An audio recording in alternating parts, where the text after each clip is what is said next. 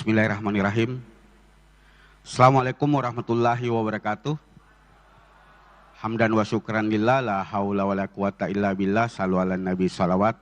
Allahumma salli ala Muhammad wa ali Muhammad. Yang terhormat pimpinan anggota KPU Provinsi Sulawesi Selatan beserta sekretaris, yang kami hormati dan banggakan penjabat Gubernur Provinsi Sulawesi Selatan atau yang mewakili, yang kami hormati Forkopimda Provinsi Sulawesi Selatan, yang kami hormati pimpinan partai politik pengusul paslon nomor urut 1 dan paslon nomor urut 2, yang kami hormati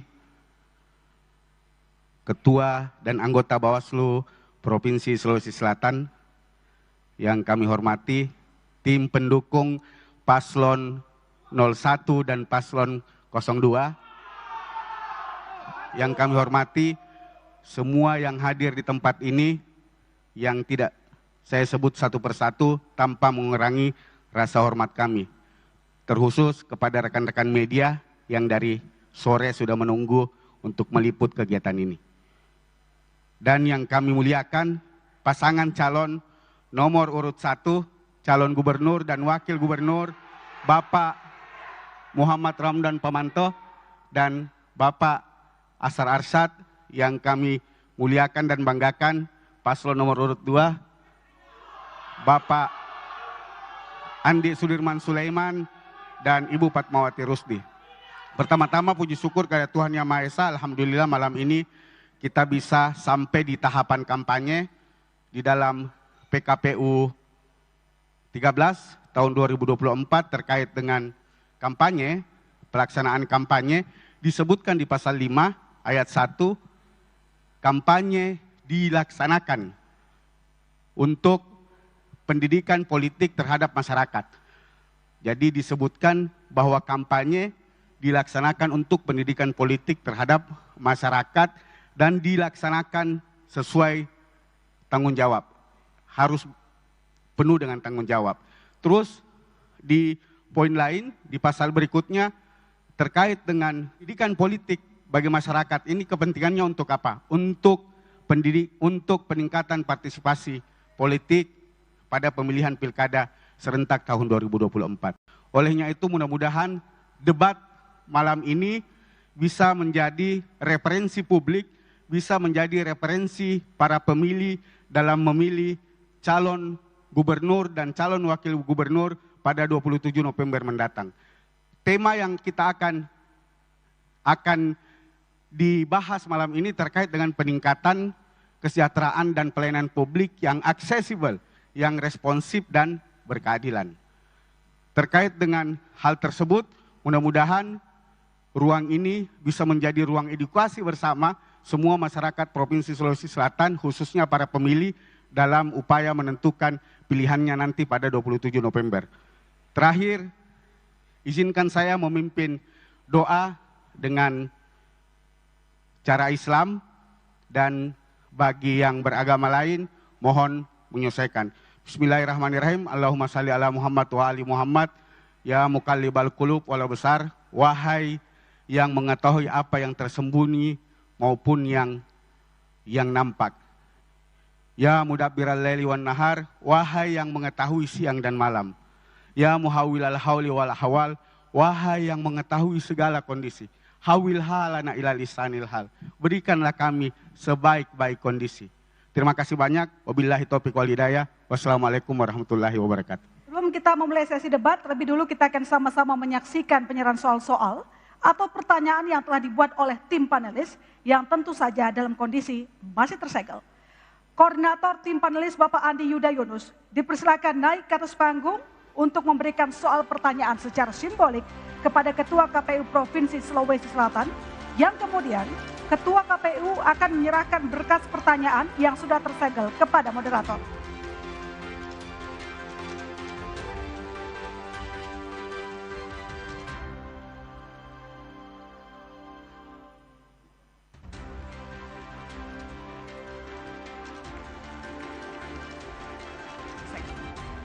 Baik, terima kasih. Masih tersegel, Bapak Ibu. Terima kasih. Ketua dan koordinator panelis dipersilakan kembali ke tempat.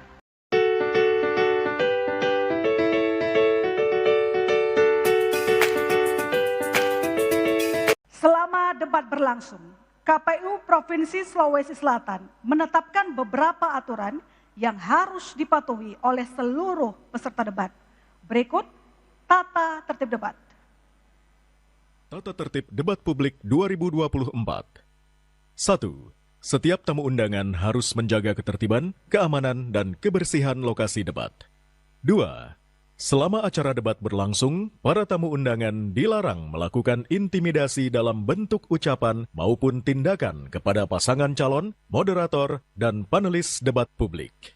3. Debat publik akan dipandu oleh moderator. 4. Pasangan calon akan diberikan waktu untuk berbicara dan tidak dibenarkan memotong pemaparan pasangan calon lain saat pasangan calon tersebut sedang berbicara. 5. Waktu segera dimulai ketika pasangan calon mulai berbicara. 6. Pasangan calon tidak diperkenankan memberi pertanyaan yang menyerang personal pasangan calon lain. 7. Pertanyaan antar pasangan calon harus seputar tema, visi misi, dan program. 8. Moderator akan menghentikan pemaparan pasangan calon ketika waktu yang tersedia telah habis. Dan pemirsa, ini dia saat yang kita tunggu. Penyampaian visi misi dengan tema debat perdana kali ini, yaitu peningkatan kesejahteraan dan pelayanan publik yang aksesibel, responsif, dan berkeadilan. Pertama, kami berikan kesempatan kepada paslon nomor urut 1 selama 180 detik dimulai saat Anda berbicara. Assalamualaikum warahmatullahi wabarakatuh. Salam sejahtera bagi kita semua. Shalom, Om Swastiastu, Namo Buddhaya, salam kebajikan. Yang saya hormati Ketua KPU dan seluruh komisioner KPU yang kami cintai, Ketua Bawaslu dan seluruh komisioner yang kami hormati, para panelis dan moderator, Forkompinda, para ketua partai pengusul, baik dia maupun andalan hati, pasangan yang saya hormati, pasangan sahabat saya, pasangan Andi Sudirman Sulaiman dan Pak Mati Rusdi, yang kami cintai, seluruh rakyat Sulawesi Selatan yang hadir langsung maupun yang menonton debat ini lewat Kompas TV yang saya cintai, serta terkhusus masyarakat di desa terpencil Sulawesi Selatan, Desa Sailus di Pulau terluar Kepulauan Pangkep, Desa Kasintuwu di Pegunungan di Luwu Timur, Desa Barupu di Toraja Utara, Desa Simbuang di Tanah Toraja, dan juga seluruh masyarakat dataran tinggi Seko dan Rampi yang sedang berjuang sendiri. Kami pasangan dia, Dani Asar, mengusung visi Sulsel Global Food Hub yang sombere, maca, dan resilient untuk semua. Kami memiliki 3 misi. Misi pertama adalah mewujudkan restrukturisasi spasial dan ekologi yang sombere, maca, resilient, dan produktif. Kami memiliki 8 program strategis, tapi kami hanya menyampaikan 3 yang paling utama. 1, membangun secara serentak dan merata 10 kawasan anatomi Sulsel yang terintegrasi, unggul, produktif, dan resilience. Kemudian yang berikutnya adalah menata kota yang terintegrasi, membangun desa yang berjasa-saing. Kemudian yang berikutnya adalah membangun jejaring konektivitas wilayah yang solid dan membangun infrastruktur yang terpadu. Misi 2, mewujudkan rekonstruksi sosial dan sumber daya manusia yang sumber, maca, resilient, dan produktif. Dari 8 kami menyebutkan 4. 1, menciptakan ekosistem pendidikan yang unggul. Semua harus mendapat pendidikan di seluruh Sulawesi Selatan. Yang kedua, membangun ekosistem smart health, smart care, rescue berbasis kecamatan. Yang ketiga, menyiapkan 13.000 tenaga kerja dengan keahlian digital yang akan mengisi peluang kerja dan peluang bisnis baru berbasis desa. Misi yang ketiga, mewujudkan perkuatan ekonomi dan teknologi yang sumber, maca, resilient, dan berdaya saing. Memperkuat struktur ekonomi berbasis pangan baik jasa perdagangan, industri pariwisata, menciptakan memperkuat ekosistem ketahanan Berikutnya kami berikan kesempatan kepada paslon nomor urut 2 untuk menyampaikan visi misinya selama 180 detik dimulai saat Anda berbicara. Assalamualaikum warahmatullahi wabarakatuh. Selamat malam, salam sejahtera untuk kita semua. Saya Andi Sudirman Sulaiman bersama Ibu Fatmawati Rusdi dengan tagline Andalan Hati untuk Sulsel Maju dan Berkarakter. Kami akan membrief terkait visi misi kami. Sulsel Maju dalam artian melanjutkan pembangunan yang kami telah letakkan pondasi yang kuat pada periode kami menjabat sebelumnya, yang kemudian akan menjadi karakternya adalah sipakato sipakalabi sipakainge untuk menuju Indonesia Emas 2045. Kami akan menjabarkan dalam 8 misi dan kami akan membrief outline hanya 3 atau 4 konsep. Yang pertama adalah bagaimana melanjutkan pembangunan Sulsel terkoneksi. Dalam artian kita melihat lintas harian rata-rata tinggi di Sulawesi Selatan masih banyak rusak berat, dan pada waktu kami menjabat kami mengintervensi yang terpenting di wilayah yang sangat dibutuhkan masyarakat, termasuk diantaranya KBRI untuk menghubungkan 2 Toraja, dan kemudian bagaimana Patalasang, Antang yang kemudian kita selesaikan, bagaimana kemudian pewilayaan daerah-daerah terselir untuk tembus seperti Bastem yang terselir, dan juga termasuk melanjutkan pembangunan Kesekom. Di bidang pendidikan kami merupakan terbesar mengangkat kuota P3 seluruh Indonesia, dan kemudian bagaimana kita membangun rumah sakit yang terjangkau dan menjangkau wilayah terpencil, dan mereka adalah langsung kerjasama BPJS, sehingga itu akan menjadi replikasi untuk pembangunan ke depan 5 tahun untuk wilayah utara dan selatan, dan kami akan meningkatkan bagaimana nakes dan layanan alat medisnya. Kemudian bagaimana di bidang lainnya seperti bagaimana optimalisasi aset, dan termasuk bagaimana kemudian di bidang pendidikan kita mengadakan Smart School untuk menjangkau satu Sulsel satu standar, sehingga kita dinobatkan tertinggi masuk perguruan tinggi negeri di 2022, menggeser Jakarta masuk ke urutan ke-6 dan kita di urutan ke-5. Artinya capaian kami membawa misi karya nyata yang menjadi pilihan kepada masyarakat untuk melihat kandidat bagaimana membawa misi dan visi satu nyata lebih baik daripada 1000 janji. Silakan Bu Fatma. Andalan telah bekerja meletakkan pondasi pembangunan multisektoral, baik pembangunan sumber daya alam maupun sumber daya manusia. Saya bersama Bapak Andi Sudirman Sulaiman siap melanjutkan pembangunan yang inklusif dengan pendekatan JETSI untuk Sulawesi Selatan lebih maju dan berkarakter. Terima kasih. Masih ada waktu, mau dilanjutkan? Pembangunan juga multi termasuk disabilitas, bagaimana peran pemuda, dan juga kita akan buktikan nanti bagaimana kita kolaborasi bersama untuk Sulawesi Selatan yang lebih maju dan berkarakter. Salama kita pada salama, kurra sumanga salamaki. Baik. Ini merupakan penyampaian misi-misi dari masing-masing paslon sudah selesai.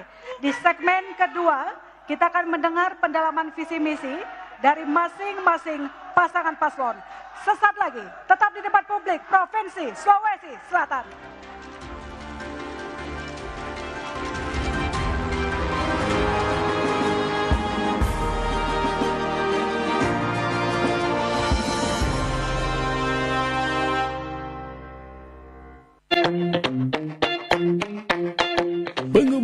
Pengumuman. Informasi penting untuk seluruh warga. Sudah tahu kan? Ada pilkada serentak.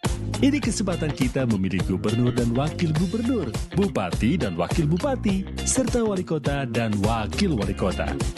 Ayo kita semua berpartisipasi dalam Pilkada 2024. Jangan lupa, Rabu 27 November datang ke TPS.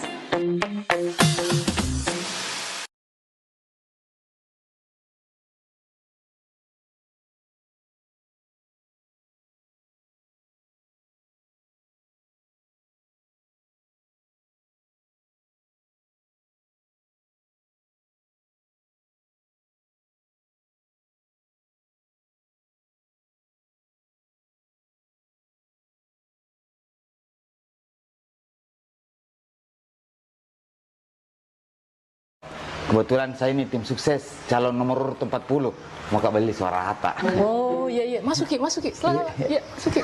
Ih, kenapa kira repot? Apa sih Pak? Silakan Pak. Iya, jadi saya to the point saja. Ini ada 500.000. Dan Ki lupa nanti coblos nomor urut 40 di pemilihan gubernur 2024 di Provinsi Sulawesi Selatan. Berapa jumlah orang di Kakata? Nanti saya kasih semua 500.000 per orang. Apa visi misinya calon tak ya? Yang begitu-begitu kan enggak penting, Ji. Siapa tahu ada penawaran harga suara hata. Nih, gue maki 500 itu harga bukaan aja saya lempar. Oh iya Pak. Tapi di to the point mak juga di. Kebetulan saya tolak money politik ya. Muak mak sama yang kayak calon tak modelnya yang apa-apa main uang. Tadi izin saya lapor ke KPU Sulsel sama Bawaslu Sulsel di. Oh iya. Mari Ki di. Iya. Mari Ki. Hati Ki.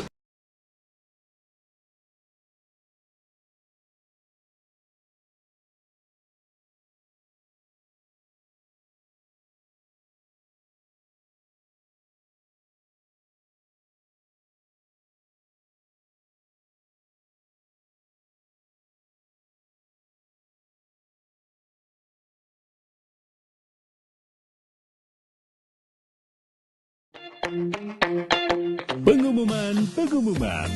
Informasi penting untuk seluruh warga. Sudah tahu kan? Ada pilkada serentak. Ini kesempatan kita memilih gubernur dan wakil gubernur, bupati dan wakil bupati, serta wali kota dan wakil wali kota. Ayo kita semua berpartisipasi dalam Pilkada 2024. Jangan lupa, Rabu 27 November datang ke TPS.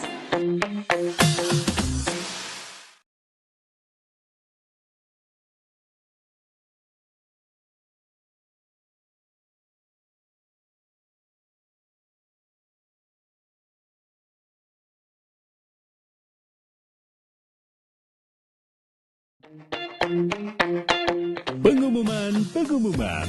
Informasi penting untuk seluruh warga. Sudah tahu kan? Ada pilkada serentak.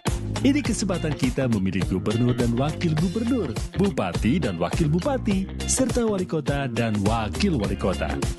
Ayo kita semua berpartisipasi dalam Pilkada 2024. Jangan lupa, Rabu 27 November datang ke TPS.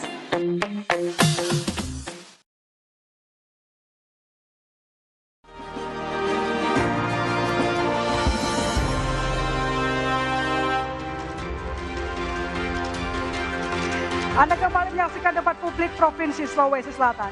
Di segmen ini, kita akan mengetahui pemaparan dari masing-masing dari satu pasang calon atas pertanyaan yang diajukan oleh tim panelis. Terlebih dahulu, saya akan membacakan aturan main untuk sesi ini. Di sesi ini, kita akan mendalami pertanyaan yang sudah dibuatkan oleh panelis. Di depan saya ada 6 subtema dan di setiap subtema ada 3 pertanyaan. Nanti panelis akan mengundi subtema yang akan dibawakan oleh pasangan calon menggunakan fishbowl yang sudah disiapkan. Setelah itu, pasangan calon akan mengundi amplop pertanyaan yang ada pada subtema yang sudah diundi panelis dengan memilih bola pada fishbowl. Paslon akan menjawab setiap pertanyaan dan kami beri waktu 120 detik. Dan paslon lainnya menanggapi selama 60 detik. Kemudian ditanggapi kembali selama 60 detik. Kita mulai. Kepada panelis, Adi Suryadi Cula dipersilakan naik ke atas panggung untuk mengambil undian subtema yang akan dibawakan oleh paslon 2.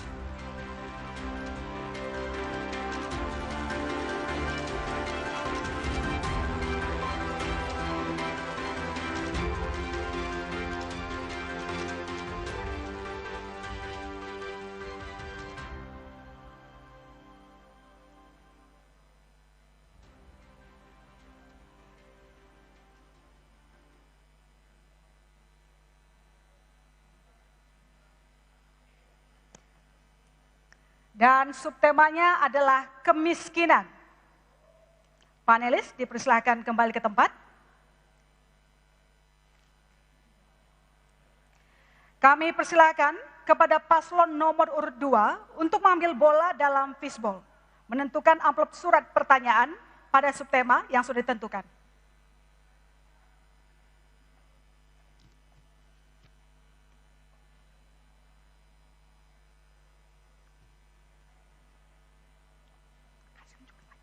Kasih unjuk ke saya sebagai moderator. A, tunjukkan ke kamera. Baik, silakan kembali ke tempat.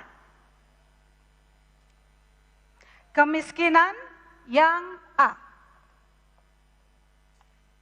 Masih tersegel, Bapak Ibu? Baik. Saya buka.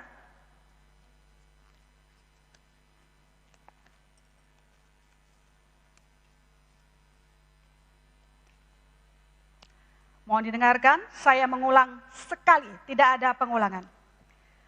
Masalah kemiskinan bukan hanya tanggung jawab pemerintah, termasuk pemerintah provinsi dan kabupaten kota, tetapi juga tanggung jawab seluruh pemangku kepentingan.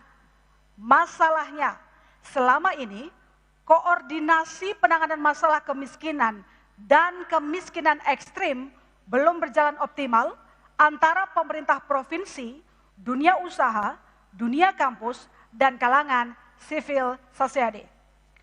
Pertanyaannya, bagaimana kebijakan dan strategi pasangan calon membangun kelembagaan yang efektif untuk melakukan koordinasi dan sinkronisasi dalam menurunkan angka kemiskinan dan kemiskinan ekstrim? Waktu untuk menjawab 120 detik dimulai saat Anda berbicara.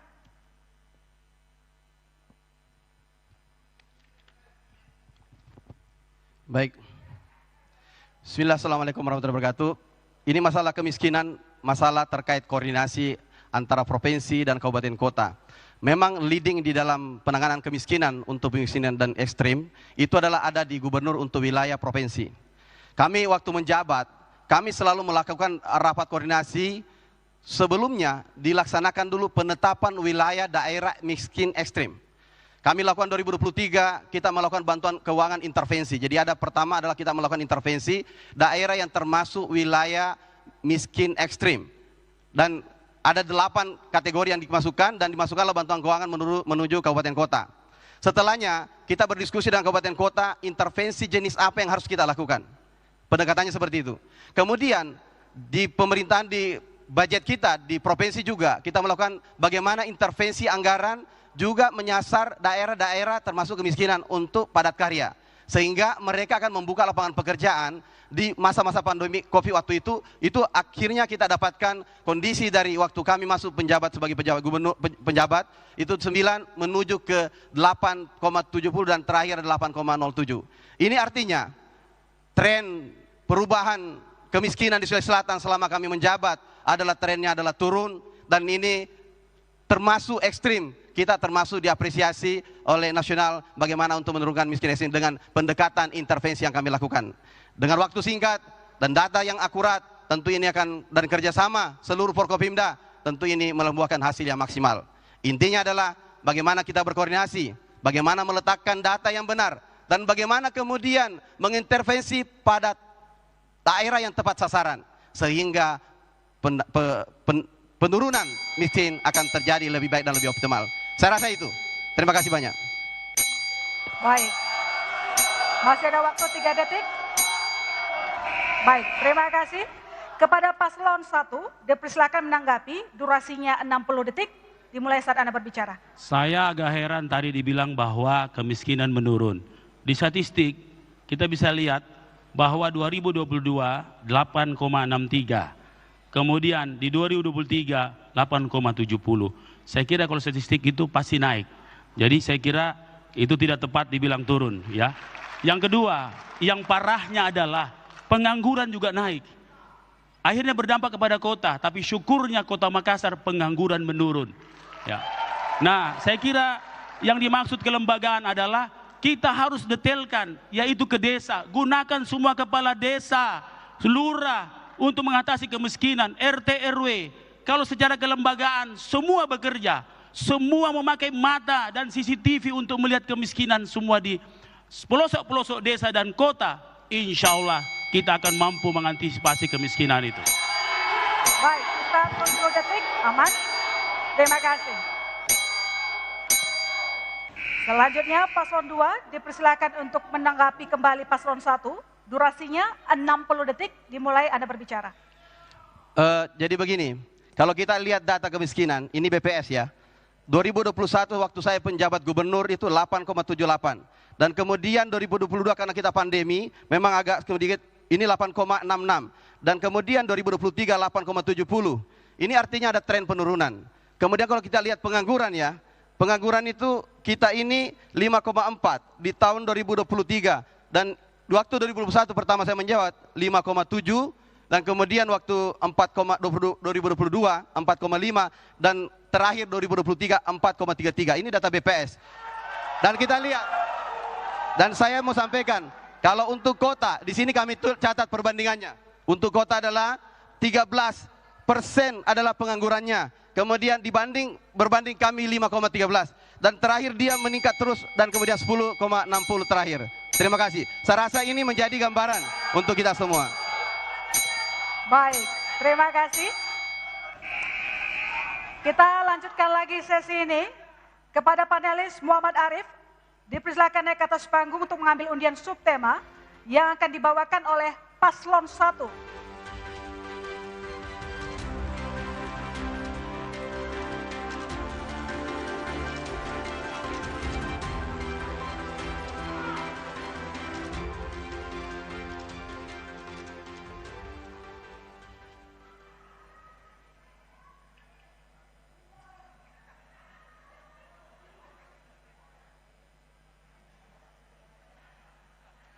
Subtemanya adalah layanan pendidikan. Terima kasih, panelis dipersilakan kembali ke tempat. Dan kami persilakan kepada paslon nomor urut 1 untuk mengambil bola dalam fishbowl, menentukan amplop surat pertanyaan pada subtema.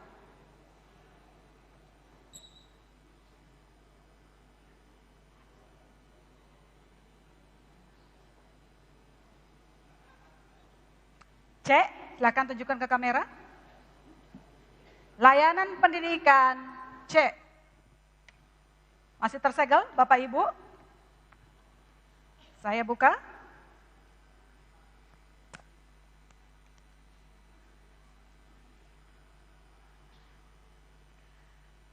Sesuai dengan Permendikbud nomor 17 tahun 2016, ditegaskan keberadaan komite sekolah sebagai wadah partisipasi masyarakat dalam pendidikan.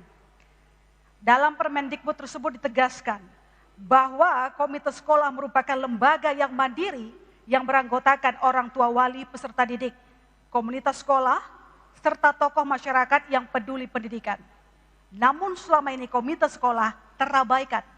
Pertanyaannya, jelaskan langkah terobosan apa yang pasangan calon akan lakukan dalam pengembangan partisipasi masyarakat, khususnya terkait peran komite sekolah. Selamat. Silakan, waktu menjawab, kami persilakan. Selama kami di Makassar, komite sekolah sangat-sangat berdaya. Untuk provinsi, saya kira satu kata, tunggu Ma, insya Allah kami datang untuk memperbaiki itu semua. Ya. Karena peran serta masyarakat sangat perlu. Komite sekolah mewakili peran serta masyarakat. Tanpa kontrol masyarakat, pendidikan kita saya kira tidak akan maksimal. Karena semua itu berhubungan dengan bagaimana anak-anak didik kita, dan kemudian kontrol ini akan mengawal semua kurikulum yang ada, mengawal kualitas guru, dan mengawal semua proses belajar dan mengajar. Selama ini di Kota Makassar, insya Allah berjalan dengan sangat baik. Tidak pernah ada ribut PPDB di Kota Makassar, tidak pernah ribut. Ya, tidak pernah ribut. Ya, insya Allah kalau kami ke provinsi tidak akan ribut juga. Terima kasih. Masih ada waktu Bapak, silakan. Cukup. Baik, silakan. Soal komite ini sebenarnya di beberapa tempat, beberapa kabupaten itu menjadi persoalan karena komite sekolah ini dijadikan sarana untuk mengumpul uang. Sementara kondisi orang tua itu kan berbeda-beda. Sehingga dibutuhkan leadership. Saya kira bisa mencontoh Makassar bagaimana melatih komite-komite sekolah itu supaya fungsinya lebih optimal sebenarnya sebagai fungsi mendorong partisipasi masyarakat. Karena setiap orang tua siswa itu kan berbeda-beda kondisinya. Jadi kalau ada leadership dan betul-betul memahami substansi sebagai komite yang mendorong partisipasi, dan karena terbukti saya beberapa sekolah saya jadi komite dan alhamdulillah tidak ada masalah. Tapi beberapa kabupaten saya lihat menjadi masalah. Sehingga ke depan mudah-mudahan kalau dia terpilih insya Allah kita selesaikan sampai di kabupaten kota. Baik, 7 second lagi, cukup. Terima kasih. Kepada paslon 2, dipersilakan menanggapi, durasinya 60 detik. Kehadiran komite sekolah sangat membantu orang tua siswa menjembatani kepada guru-guru. Namun lalu kemudian benar, keberadaan komite sekolah banyak dikasih tugas lain. Nah, untuk penguatan komite sekolah dengan perlibatan kelompok masyarakat, tentu kita harus berkolaborasi kepada Dewan Pendidikan yang lebih tahu sehingga keterlibatan pakar-pakar dari struktural komite sekolah itu ada dari orang tua, pakar pendidikan, dan tokoh masyarakat. Nah, mungkin lebih efektifnya adalah menggunakan kolaborasi dengan Dewan Pendidikan. Terima kasih. Masih ada waktu? Baik, kami kasih karya nyata aja ya. Waktu kami mau memutasi orang kepala sekolah, Dewan Pendidikan selalu memberikan rekomendasi. Nah, semuanya berdasar atas sistem digitalisasi untuk track record kepala sekolah. Dan inilah sangat membantu menjadikan kita penghargaan tertinggi, lulus perguruan tinggi di seluruh Indonesia, peringkat 5 menggeser Jakarta. Terima kasih. Baik, waktu habis. Selanjutnya paslon 1 dipersilakan menanggapi. Paslon 2 dengan durasi 60 detik. Ya, semua itu ada di jejak digital. Coba bisa lihat, yang ribut komite sekolahnya siapa? SMA. Terakhir kan SMA 17 yang ribut. Sayangnya SMA itu bukan Kota Makassar yang urusi. Kalau Kota Makassar yang urusi, insya Allah selesai semua. Ya. Ini fakta, silakan cek di media sosial. Maka dengan itu kenapa? Kami punya program namanya Revolusi Pendidikan, semua harus sekolah.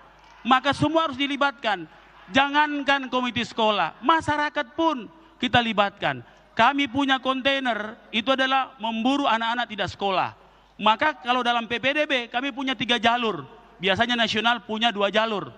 Jalur sonasi, non sonasi. Kami punya jalur solusi. Anak-anak yang tidak kena di 2 jalur ini, kami carikan sekolah sampai dapat sekolah. Itu cara kami di Makassar menyelesaikan persoalan pendidikan kita, dan pendidikan Kota Makassar tenang-tenang saja.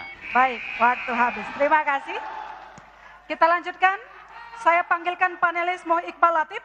Dipersilakan naik ke atas panggung untuk mengambil undian subtema yang akan dibawakan oleh paslon 2.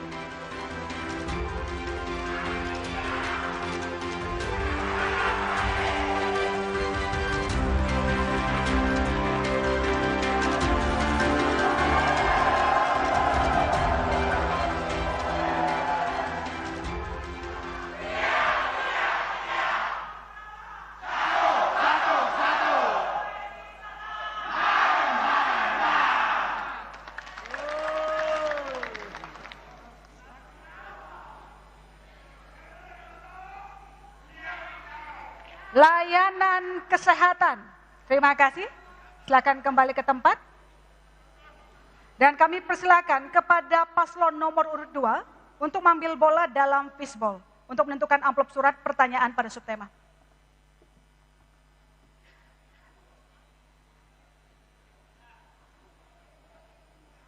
C, silakan tunjukkan. Terima kasih. Layanan kesehatan C. Masih tersegel, Bapak Ibu? Saya bacakan.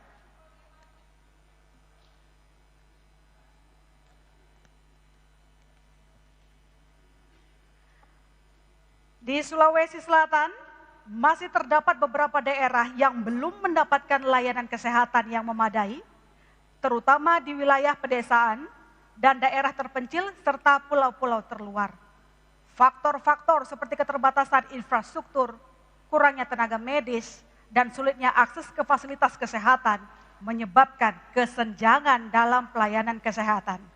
Pertanyaannya, bagaimana komitmen dan strategi pasangan calon untuk mengatasi kesenjangan di bidang kesehatan dan menggerakkan partisipasi swasta untuk menunjang strategi tersebut? Waktu menjawab 120 detik dimulai saat Anda berbicara. Baik, kita kondisi Sulawesi Selatan sebelum kami jadi gubernur, kita melihat bahwa konsentrasi pelayanan kesehatan hanya di perkotaan. Tetapi terobosan yang kami buat adalah bagaimana membuat rumah sakit regional itu kami bangun dalam waktu setahun beroperasi dan langsung bekerja sama BPJS, dan ada sekitar kurang lebih 300 desa yang menjangkau rumah sakit kita. Paling penting terjangkau dengan 13 dokter spesialis ditempatkan di sana. Saya membuatkan pergub. Pergub itu termasuk wilayah rumah sakit yang diberikan insentif khusus kepada dokter spesialis. Uang duduk saja 30 juta. Bisa dicek sekarang. Pasiennya berapa? 2.100 saya cek terakhir per bulannya. Artinya apa? Membutuhkan bagaimana layanan kesehatan yang menjangkau dan terjangkau. Menjangkau artinya ditempatkan di daerah yang susah untuk akses, kemudian terjangkau karena dia bekerja sama dengan BPJS dengan baik. Yang kedua, kalau kita lihat indeks-indeks kami, maka Provinsi Sulawesi Selatan menempati poin 1,7 perbandingannya penduduk terhadap setiap 1.000 penduduk yang ada di Sulawesi Selatan. Ini tentu angka capaian yang lumayan progresif selama kami menjabat. Dan ini akan kita replikasi di tempat lain. Termasuk saya sampaikan tadi pada waktu visi misi di selatan dan kemudian di wilayah utara. Dan tentu kita pilih bukan kota, tetapi semua ini adalah tempat di wilayah yang bisa menjadi segitiga wilayah tempat melayani pedesaan yang susah untuk menjangkau. Kenapa? Terjadi angka kematian, kemudian pendarahan dan sebagainya yang susah menjangkau. Yang berikutnya, pelibatan swasta. Kita berikan akses seluas-luasnya untuk mendirikan rumah sakit. Dan termasuk kita bekerja sama terakhir rumah sakit OJK yang sekarang sudah diresmikan. Alhamdulillah menjadi rumah sakit terbaik di Asia Tenggara dengan pelayanan terbaik. Baik, terima kasih. Kepada paslon 1, dipersilakan menanggapi, durasinya 60 detik. Sebenarnya kalau provinsi sejak dulu mereplikasi kota Makassar, saya kira selesai persoalan. Kenapa?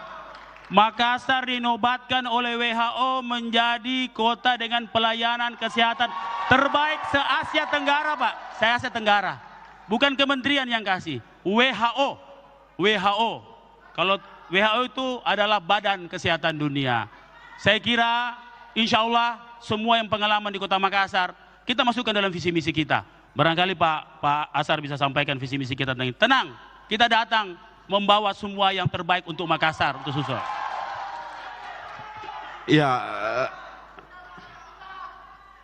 pengalaman Makassar itu kami sudah masukkan di visi misi dan itu akan kita replikasi di seluruh Sulawesi Selatan.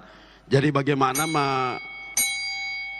membangun ekosistem smart health dan berbasis kecamatan. Jadi bukan hanya satu kasus, satu rumah sakit, tapi ini secara holistik. Waktu habis. Selanjutnya paslon 2 dipersilakan menanggapi kembali paslon 1, durasi 60 detik.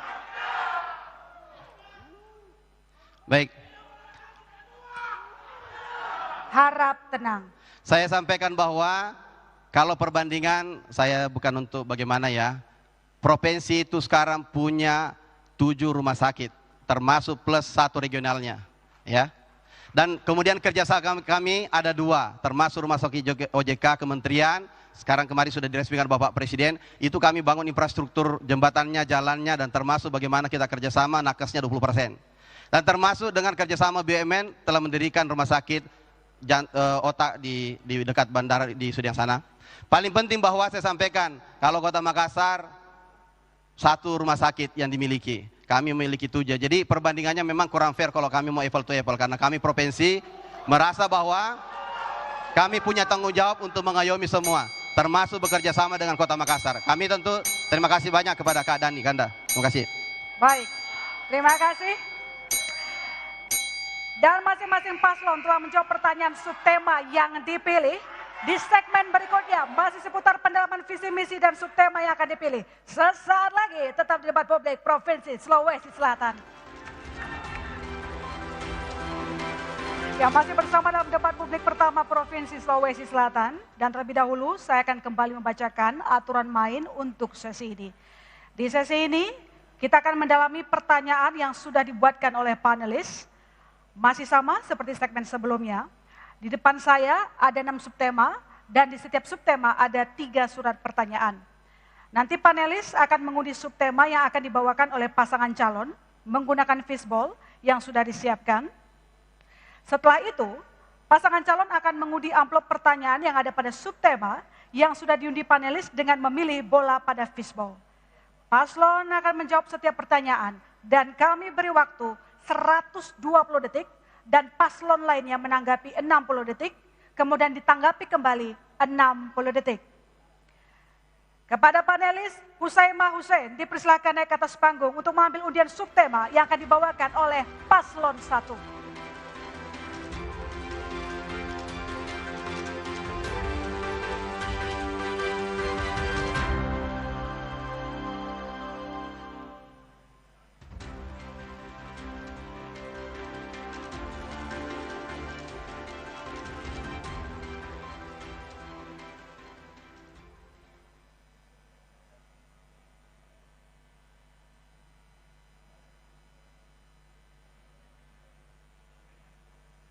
Tujuan pembangunan berkelanjutan.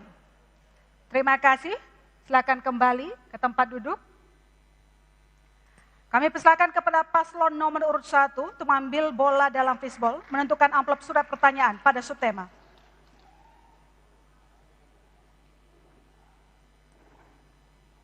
B, silakan tunjukkan ke kamera. Silakan kembali ke tempat. Tujuan pembangunan berkelanjutan yang B, amplop masih tersegel. Saya buka.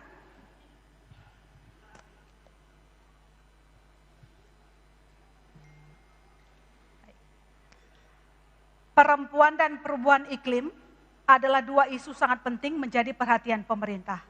Hasil ini tertuang dalam tujuan pembangunan berkelanjutan SDGs pada tujuan ke-13. Yakni mengambil tindakan segera untuk memerangi perubahan iklim dan dampaknya.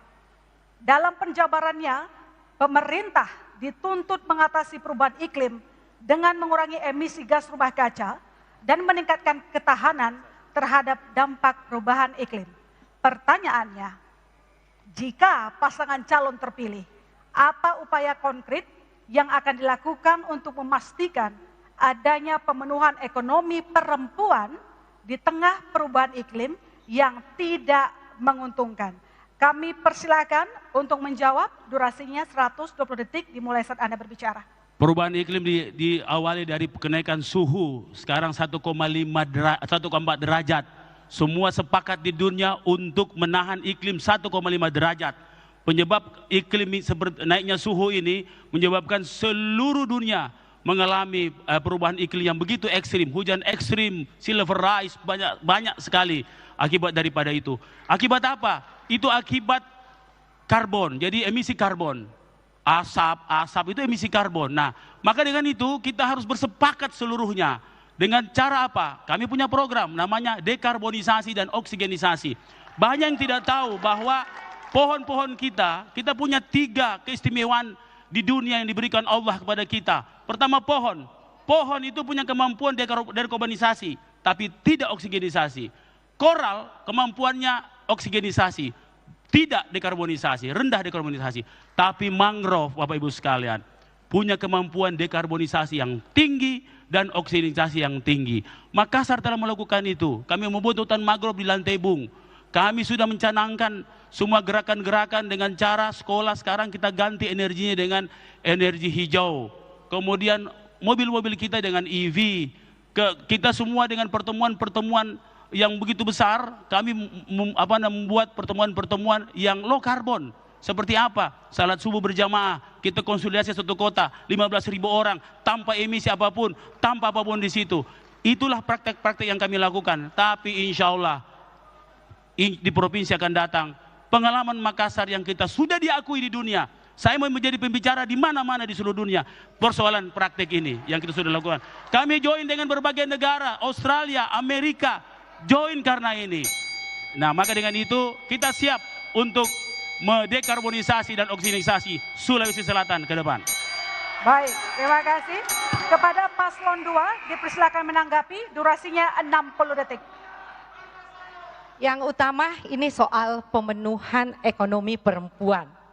Saya perempuan harus sebagai subjek pembangunan. Memang perempuan rentang, baik itu perubahan iklim. Tapi lalu kemudian bagaimana penguatan ekonomi terhadap perempuan. Saya keliling 24 kabupaten kota, ketemu dengan para perempuan-perempuan yang memberikan aspirasinya, asa, meminta harapan kepada saya bahwa mereka ingin diberdayakan dengan masuknya sebagai kelompok rentang. Tentu penguatan ekonomi terhadap perempuan dengan berbasis peningkatan UMKM. Tidak hanya memberikan bantuan stimulan kepada mereka, tapi lalu kemudian dengan pendampingan mulai dari bagaimana merintis usahanya, lalu kemudian bagaimana pemasaran digitalisasi untuk perempuan. Baik, terima kasih. Selanjutnya paslon 1. Perempuan dan low carbon atau zero carbon. Perempuan adalah spesies terkuat di dunia. 1. Perempuan sekarang sekitar 55%, artinya dia dominan.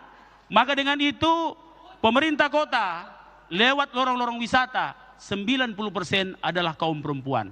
Mereka membuat food security, sirkular ekonomi, kegiatan ekonomi kerakyatan, IT, semua di lorong.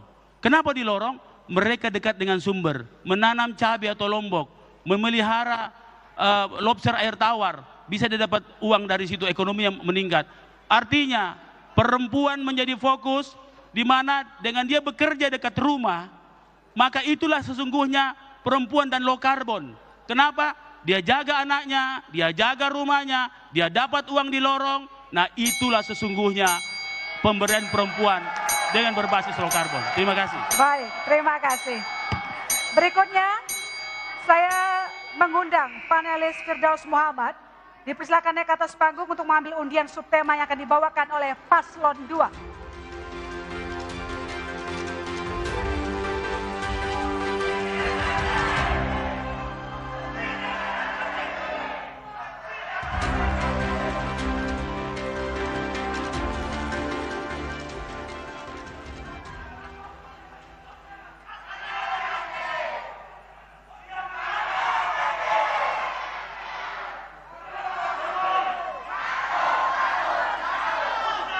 Reformasi birokrasi. Terima kasih. Silakan kembali ke tempat. Kami persilakan kepada paslon nomor urut 2 untuk mengambil bola dalam fishbowl, menentukan amplop surat pertanyaan.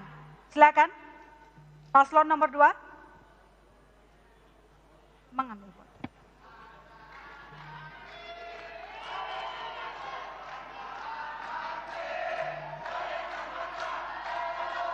B. Baik, reformasi birokrasi yang B. Masih tersegel Bapak Ibu, saya bacakan.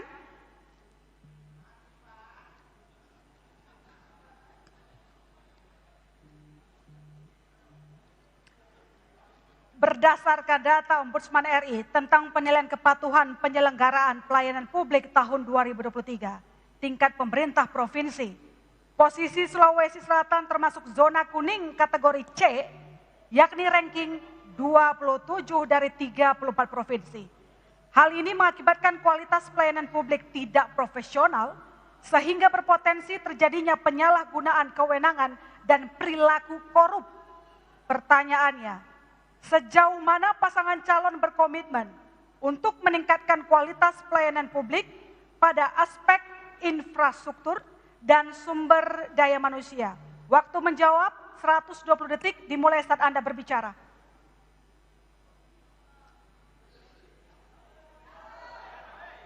Baik, kami sampaikan ya untuk data-data biar kita bercerita data. Reformasi birokrasi provinsi, nilai MCP kami, Monitoring of Corruption Prevention, itu kita di angka 91 sekarang. 91%, itu KPK yang menilai. Kemudian nilai kami untuk indeks pelayanan publik kami di atas rata-rata nasional 4,34. Ini saya berhitung 2023. Kenapa? Waktu saya masih gubernur kan. Apa yang artinya bahwa pertama di Indonesia bisa dicek bahwa kami sudah melaksanakan e-katalog khusus untuk konstruksi, bukan preservasi untuk jalan. Sehingga kami melaksanakan konstruksi jalan tidak perlu lagi melaksanakan lelang. Itu terjadi 2023 untuk seluruh konstruksi jalan, beton dan perumahan. Artinya apa? Memberikan akses seluas-luasnya kepada siapa saja untuk kemudian memiliki trust publik karena kita laksanakan secara transparansi. Dan perlu saya sampaikan bahwa dengan adanya digitalisasi sistem pengadaan barang dan jasa, kami mendapatkan apresiasi terbesar di LKPP dan menjadikan Sulawesi Selatan menjadi zona pembelajaran untuk e-katalog untuk konstruksi di bidang pelayanan pengadaan barang dan jasa. Yang lain perlu saya sampaikan bahwa merit system kami adalah nilainya adalah sangat baik. Kami perlu sampaikan sangat baik itu adalah peringkat ke-6 dan peringkat 5 dan peringkat ke-6 kalau tidak salah adalah masih di bawah kita masih ada Jakarta. Artinya kita menjadi pencontohan dan sepanjang saya gubernur, kabupaten kota mayoritasnya di Sulawesi Selatan datang untuk melaksanakan kerjasama dengan kita untuk pemanfaatan bagaimana pemberdayaan untuk SDM dan peningkatan sistem nilai merit sistem kita. Artinya bahwa apa yang kami lakukan, reformasi birokrasi dan digitalisasi telah mempercepat akses layanan untuk pembangunan dan bagaimana memajukan Sulawesi Selatan yang lebih baik. Baik, terima kasih. Kepada Paslon 1, dipersilakan menanggapi, durasinya 60 detik. Ya, ketika kita bicara soal reformasi birokrasi, saya kira fungsinya, substansinya adalah pelayanan. Pertanyaannya tadi bagaimana pelayanan selama ini yang buruk kan, itu pertanyaannya. Soal PTSP, soal Adminduk, soal PBJ, pengadaan barang dan jasa, rumah sakit daerah, kan itu sebenarnya poinnya. Jadi kalau misalnya jawab pertanyaan itu dan kemudian dijawab pengalaman, itu berartinya ada masalah kan? Kan ini masalahnya sekarang yang muncul ini. Kemudian dijawab pengalaman yang lalu, itu berarti bahwa ya kalau kita mau jujur berarti gagal dong kemarin. Artinya kalau mau jujur, karena tiga poin ini menurut saya ini yang sangat mendasar. Saya kebetulan pernah 4 tahun mendampingi soal pelayanan publik ini. Dan menurut saya memang ini satu persoalan karena kultur, karena political will, karena macam-macam sebenarnya masalahnya di situ. Baik, waktu cukup. Selanjutnya Paslon 2, dipersilakan untuk menanggapi kembali Paslon 1, durasi 60 detik. Saya perlu sampaikan bahwa kebetulan wakilnya beliau ini pernah menjadi anggota DPR di provinsi dalam pengawasan. Artinya apa? Apa yang kami kerjakan dulu dengan kecepatan dalam waktu 3 tahun sebagai gubernur dapat mempercepat akses seperti itu apresiasi dalam reformasi birokrasi. Perlu saya sampaikan, reformasi birokrasi di kami termasuk di MCP itu bukan cuma persoalan untuk corruption, tapi termasuk bagaimana manajemen pengambilan aset. Dalam waktu kurun 1 tahun kami mengambil alih 8 triliun aset yang selama ini dikuasai oleh pihak ketiga. Kemudian apa? Bandara Sorako yang pernah menjadi kepemilikan 54 tahun oleh pihak swasta menjadi milik sah pemerintah provinsi pertama di Indonesia memiliki bandara yang kita miliki ambil alih. Yang berikutnya, bagaimana kemudian reformasi birokrasi untuk dikembangkan menjadi legislasi yang full system yang kemudian kita secara bertahap untuk mencapainya. Terima kasih. Baik, terima kasih. Kita lanjutkan. Kepada panelis Mulis Madani, dipersilakan naik ke atas panggung untuk mengambil undian subtema yang akan dibawakan oleh Paslon 1.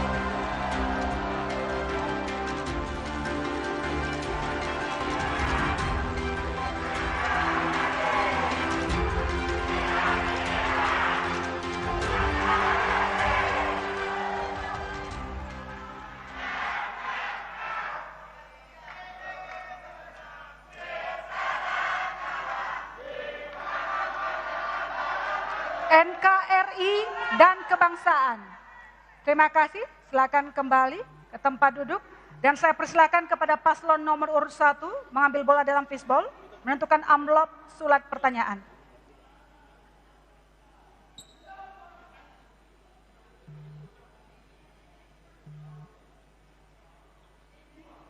B, silakan tunjukkan.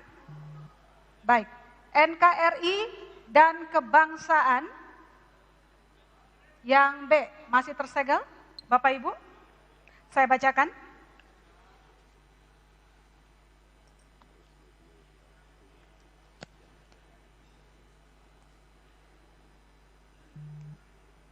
Moderasi beragama menjadi tawaran pemerintah dalam menjaga komitmen kebangsaan, toleransi, anti kekerasan, serta penerimaan identitas lokalitas sebagai perekat NKRI. Mengingat di tengah masyarakat Sulawesi Selatan masih ada pandangan yang membenturkan agama dengan budaya lokal, semisal tradisi dan upacara adat sebagai warisan leluhur. Pertanyaannya, bagaimana komitmen dan upaya paslon merawat kearifan lokal masyarakat Sulawesi Selatan? Waktu menjawab 120 detik. Selama di Kota Makassar kita membuat sebuah ekosistem moderasi dan toleransi yang sangat baik. Pada saat saya masuk, Makassar masuk 10 besar kota intoleran. Hanya dalam 1 tahun dia keluar dari siklus 10 besar intoleran.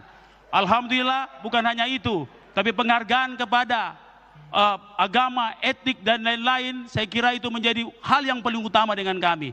Kami membuat programnya perkuatan keimanan umat, di mana seluruh umat beragama bekerja masing-masing mengurus umatnya. Kemudian kami mengabadikan semua keistimewaan Sulawesi Selatan. Kami bangun rumah Toraja, utuh ada tedong bunganya, utuh ada longanya, utuh dan sekarang menjadi kebanggaan Kota Makassar. Kami membangun pinisi di tengah kota untuk menjadi pelajaran bagi anak-anak kami di Kota Makassar. Ternyata moderasi dan penghargaan kepada keistimewaan budaya itu harus dengan pendidikan. Kami tiap hari 2.000 anak-anak menyaksikan pembuatan rumah Toraja dan 2.000 anak-anak menyaksikan pembuatan pinisi. Sekarang kita menikmati pinisi di sepanjang Pantai Losari. Itu karena kebudayaan kita yang luar biasa. Bukan hanya itu, kita membuat sebuah festival F8. Sayangnya provinsi tidak pernah hadir. Seandainya provinsi hadir, di situ kita melihat bagaimana kita meramu kehebatan budaya kita yang luar biasa. Budaya Toraja, Bugis, Makassar, Mandar, dan budaya-budaya lain, termasuk budaya-budaya Kajang, budaya-budaya Tolotang, budaya-budaya yang begitu lengkap yang kita miliki. Kita satukan, seluruh negara datang ke sini. 19 negara tahun ini, 48 perwakilan negara, lebih 100 daerah ikut. Sayangnya provinsi tidak lihat. Kalau seandainya provinsi lihat itu, saya kira ini Sulawesi Selatan sangat luar biasa dengan budayanya. Tunggu Mak, insya Allah di provinsi kita akan menjadikan budaya menjadi budaya unggul yang diperingati. Waktu habis. Baik, kepada paslon 2 dipersilakan menanggapi, durasinya 60 detik. Jadi begini, kita ini selama saya menjabat gubernur, saya memberikan penganggaran Toraja itu 1,1 triliun dalam waktu selama periode kami. Ini salah satu terbesar yang ada di pilihan di Sulawesi Selatan selama kami menjabat. Kami membangun akses untuk subsidi penerbangan. Kita kasih tembus Bastem yang selama ini terisolir dan alhamdulillah itu sudah terbuka. Kemudian bagaimana kita membangun wisata ke Olon yang kemudian terisolir di sana. Apakah kemudian itu mencerminkan bahwa kita tidak memperhatikan bagaimana wilayah di Toraja? Yang berikutnya, kemudian indeks kerukunan kami kalau dilihat datanya adalah kita 72 menjadi 76%. Artinya ada peningkatan dalam 3 tahun masa kepemimpinan saya. Dan perlu saya sampaikan, berpolitiklah tanpa hoax. Selesai. Baik, terima kasih. Selanjutnya paslon 1, dipersilakan menanggapi kembali paslon 2. Cukup, durasinya 60 detik. Kita juga tahu bahwa banyak sekarang budaya-budaya yang luka. Waktu saya keliling daerah, begitu banyak orang mengeluh soal itu. Dan alhamdulillah, saya tidak peduli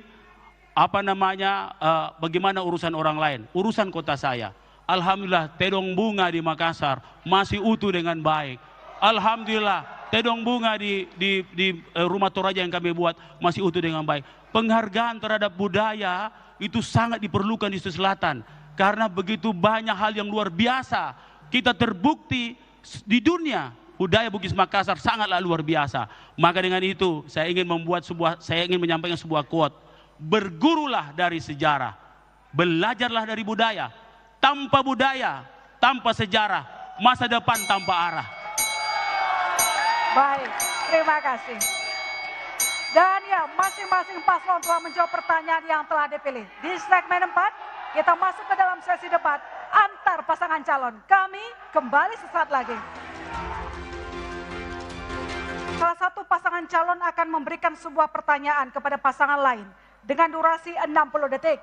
Kemudian dijawab oleh paslon lain dengan durasi 120 detik. Ditanggapi oleh paslon yang bertanya selama 60 detik. Dan ditanggapi kembali selama 60 detik. Mohon diperhatikan kepada pasangan calon untuk tidak menggunakan istilah asing dan singkatan tanpa penjelasan. Langsung saja kita mulai sesi ini. Kami persilahkan kepada paslon nomor urut 2 untuk bertanya kepada paslon nomor 1. Waktunya 60 detik.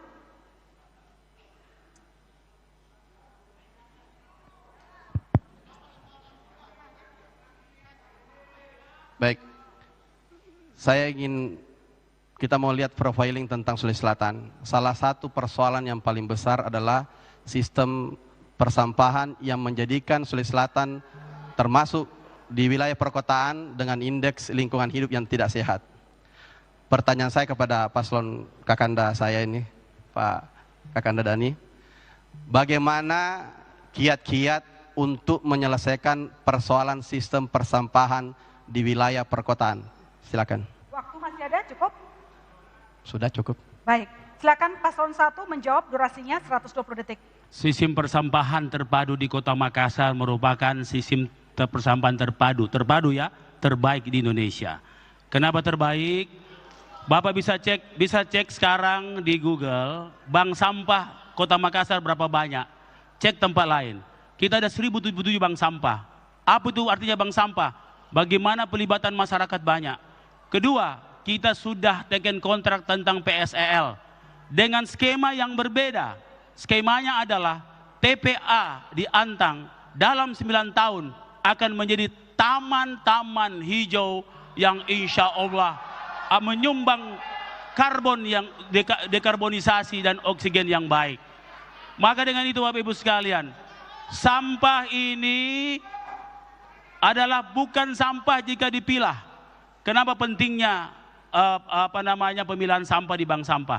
Kenapa bank sampah hidup seperti ini? Satu-satunya di Indonesia yang membeli semua produk bank sampah adalah Makassar. Mohon maaf, belum Sulawesi Selatan, baru Makassar ya. Makassar. Dan tentunya inilah sebuah ekosistem yang jalan. Persoalannya kita masih punya pekerjaan besar. Sekarang ini bersihnya Kota Makassar hanya tergantung petugas kebersihan. Harus betul-betul kesadaran masyarakat yang bersih, yang menopang kebersihan Kota Makassar. Sistem persampahan kita alhamdulillah sudah sangat terpadu. Bukan kami yang bicara begitu, tapi kami mendapat penghargaan. Salah satunya adalah penanganan keterpaduan sampah antara pelibatan masyarakat, teknologi, dan sistem dan serta aturan yang ada. Termasuk boleh dicek teman-teman sekalian. Yang belum tahu, mohon maaf yang belum tahu ya, cek sekarang di Google ya, di mana daerah yang membeli sampah dari bank sampah unit. Hanya Makassar, hanya Makassar, hanya Makassar. Satu-satunya. Habis. Langsung kepada paslon nomor 2 menanggapi, waktunya 60 detik.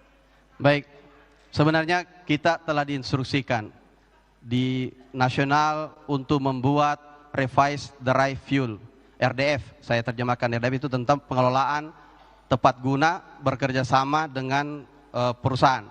Dan dalam waktu 1 tahun setelah rapat tahun 2023 awal, kami memberikan bantuan keuangan di Pangkep sebesar 23 miliar dan sudah eksis, kami sudah resmikan sebelum saya berakhir. Itu kerjasama pengelolaan sampah yang kemudian bisa memfilter antara yang mana menjadi bahan bakar untuk kilen di Tonasa. Bukan cuma kami, karena Tonasa yang membangun bagian reclaim untuk masuk ke kilen pembakarannya, dan kemudian Pangkep sebagai pemerintah untuk mengoperasikan sistem persampahannya. Pada prinsipnya bahwa kami tentu bagaimana ini sejalan, harus ada kolaborasi dengan kabupaten kota. Dan tentu kita harap semuanya bisa bekerja sama. Baik, terima kasih. Langsung paslon nomor 1 menanggapi, durasi 60 detik. Mohon maaf, RDF itu salah satu metode, tapi untuk sampai 300 ton. Dalam skala kecil, dalam skala besar lebih 1000 ton, maka insinerator tidak bisa dihindari. Banyak metode pengolahan sampah, pilorosis, kemudian plasma, banyak sistem. Nah, maka dengan itu saya kira insya Allah kalau saya di Sulawesi Selatan, jadi Gubernur Sulawesi Selatan, dan insya Allah Pak Asar jadi Wakil Gubernur Sulawesi Selatan, penanganan sampah begitu penting. Saya jalan kemarin, banyak sampah di samping-samping sawah. Karena tidak ada sistem pengolahan sampahnya. Masyarakat belum memiliki itu di kabupaten kota. Saya kira contoh Makassar yang paling menarik. Kenapa? Karena kita sudah terpadu.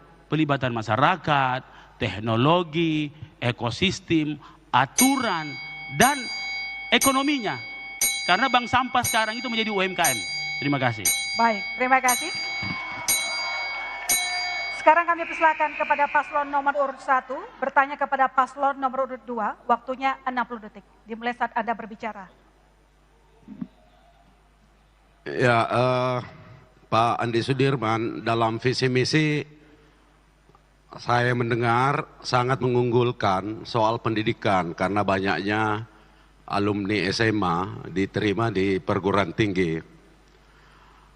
Saya ini lumayan lama, saya 8 tahun jadi konsultan pendidikan. Salah satu persoalan soal pendidikan ini adalah soal disparitas. Dan saya merasa bahwa pendidikan ini ada semacam kriminalisasi. Jadi anak-anak miskin itu sulit sekolah. Terlalu banyak anak-anak kita usia-usia produktif itu tidak bersekolah hanya karena pertama soal sistem bermasalah, soal zonasi dan kemudian dan lain-lain. Yang kedua, disparitas antara sekolah-sekolah yang sumber dayanya berlebihan, sementara sekolah-sekolah yang sumber dayanya terbatas. Maksud saya... Baik, waktu habis. Paslon 2, silakan menjawab. Durasinya 120 detik. Dimulai dari Anda berbicara. Baik, terima kasih banyak Pak Ketua. Saya ingin sampaikan bahwa memang benar Provinsi Sulawesi Selatan ini tertinggi peringkat kelima lulus di seluruh perguruan tinggi di negeri di Indonesia. Itu yang benarnya ya. Yang pasti bahwa dari segi jumlah kuantitasnya dia peringkat kedua. Itu menggeser Jakarta dari 6, kita geser dia sekarang peringkat di bawah kita di tahun 2023. Artinya apa? Kampus-kampus yang disiapkan oleh negara dengan biaya rendah, anak Sulsel banyak masuk, dan 4 tahun ke depan sejak 2023 kemarin dia akan menjadi lulusan perguruan tinggi yang betul-betul ternama di Indonesia. Bukan berarti yang perguruan tinggi negeri dan swasta, bukan, tapi ini persoalan kesempatan untuk mendapatkan subsidi dari pemerintah negara dalam program berkelanjutan. Yang kedua, artinya ada testing. Yang kedua, sampaikan bahwa terkait masalah disparitas pendidikan, kami sampaikan bahwa kami memiliki program namanya Smart School. Smart Schools kami memiliki studio 9 dan kami anggarkan 60 miliar untuk membangun sistem server di seluruh sekolah-sekolah.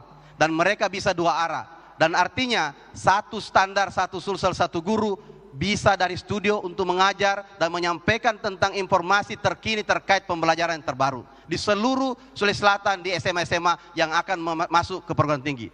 Orang tua akan sangat happy, akan sangat senang ketika anaknya kemudian selesai di SMA dan masuk ke perguruan tinggi yang dia minati sesuai jurusan yang diinginkan. Artinya kita harus menyiapkan landasan. Dan kami setelah mengetes studio itu dan kita menempatkan guru-guru hanya untuk pengayaan skolastik, untuk tes-tes kerjasama dengan bimbingan, dan paling penting bahwa ini pemerataan anak-anak desa bisa tahu bagaimana kemudian kemajuan sistem pendidikan nasional. Terima kasih. Baik, terima kasih. Langsung saja paslon nomor 1 menanggapi, waktunya 60 detik. Ya, sabar. Saya mau jelaskan. Ini soal disparitas menjadi penting. Karena kenapa? Menangis anak-anak kita di desa tidak bisa bersekolah karena tidak ada sekolah. Sementara banyak sekali sekolah, ada sekolah yang berlebihan. Ada smart school, apa dan sebagainya. Anak-anak miskin di desa-desa, Pak, banyak tidak sekolah karena tidak ada pendidikan. Tidak ada sekolah. Mereka itu menangis Pak, sementara itu mandatory spending kita 20% untuk anak-anak kita sampai 12 tahun. Mana tanggung jawab kita? Ini masalah terbesar soal pendidikan. Jadi ini tidak sederhana seperti yang kita bayangkan. Mungkin ada beberapa sekolah yang bagus, betul. Tapi itu kemudian melahirkan, tapi berapa angka anak-anak yang harus bersekolah dan tidak bersekolah? Ini harus menjadi perhatian kita ketika ada mandat jadi gubernur. Itu maksud saya. Baik, waktu habis. Kepada paslon nomor 2 untuk menanggapi, waktunya 60 detik. Baik, yang disampaikan terkait masalah ini smart school mungkin belum pernah dicoba. Ini bisa offline dan bisa online. Sehingga pembelajaran yang diajarkan di studio oleh orang guru-guru hebat yang cepat mentransfer ilmu, itu bisa langsung diakses oleh semua anak-anak kita. Termasuk tes-tes yang tempat perguruan tinggi swasta dan negeri, di situ ada namanya bank soal. Puluhan ribu soal yang telah dimasukkan di dalam untuk melatih mereka latih tanding. Sama seperti kita kalau tidak pernah latihan kan berat. Yang kedua kami perlu sampaikan bahwa dengan adanya seperti ini memberikan akses. Kita seperti misalnya sonasi, banyak yang protes. Tapi harus diingat bahwa yang berhak sekolah itu bukan cuma orang yang kemudian pintar. Tapi semua harus punya akses. Nah, makanya sonasi ini memberikan peluang juga orang yang dekat sekolah untuk tidak sekolah. Masa kemudian SMA unggulan yang sekolah orang dari luar semua sebentar dekat rumahnya ada. Nah, makanya ini harus kemudian bagaimana kita memberikan pelayanan yang adil, kesempatan yang sama kepada semua. Terima kasih. Baik, terima kasih. Dan berikutnya kami persilakan kepada paslon nomor urut 2 bertanya kepada paslon nomor urut 1. Durasinya 60 detik dimulai saat Anda berbicara. Kepada paslon nomor 1, saya ingin bertanya tentang penanganan stunting. Karena ada beberapa daerah yang penanganan stuntingnya awalnya dengan adanya program stop stunting dan intervensi dari tingkat nasional, angka stuntingnya turun, tapi lalu kemudian angka stunting naik lagi. Mungkin seperti apa Bapak menangani stunting ini? Waktu masih ada? Cukup? Baik, langsung saja paslon 1 menjawab, durasinya 120 detik. Persoalan stunting di Kota Makassar, pada saat stunting dimasalahkan, kami mendapat penghargaan Satya Lancana dari Bapak Presiden soal ini. Ya. Ini kan aneh ini barang. Tapi tiba-tiba dia terkoreksi naik.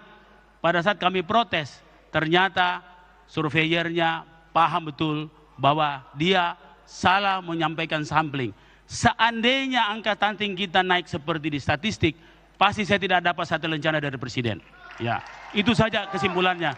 Karena kalau kita cerita, begitu banyak program yang diapresiasi oleh Setmil, sehingga saya berhak mendapatkan Satya Lencana dari Presiden. Dari Presiden Pak ini, bukan dari Menteri.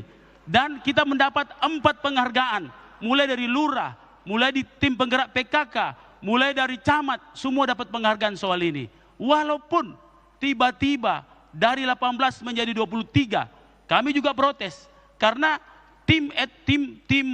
penilai stunting, penilai penghargaan ini masuk ke semua kelurahan dan ke semua kecamatan, melihat ternyata kita layak dapat Satya Lencana Presiden. Berarti semua program stunting berjalan dengan sangat baik. Karena penghargaan dari Presiden itu saya kira tidak main-main, ya, tidak main-main. Saya tidak menerangkan secara teknis, saya cuma menerangkan bagaimana outcome-nya, bahwa stunting di Makassar dengan sistem pelibatan. Kita punya program-program inovasi yang luar biasa. 1 warung, 1 anak stunting, pelibatan masyarakat. Ya, kita punya masing-masing SKPD menangani masing-masing anak angkat untuk stunting. Kita punya pendampingan 1000 hari kelahiran pertama dari awal yang mendidik anak-anak calon ibu. Banyak sekali, tapi kalau saya cerita waktunya tidak cukup. Baik, terima kasih. Langsung kepada paslon nomor urut 2 menanggapi, waktunya 60 detik. Yang saya tahu di tahun 2022 angka penurunan stunting sebesar 17%. Lalu kemudian di tahun 2023 naik drastis. Ini ada apa?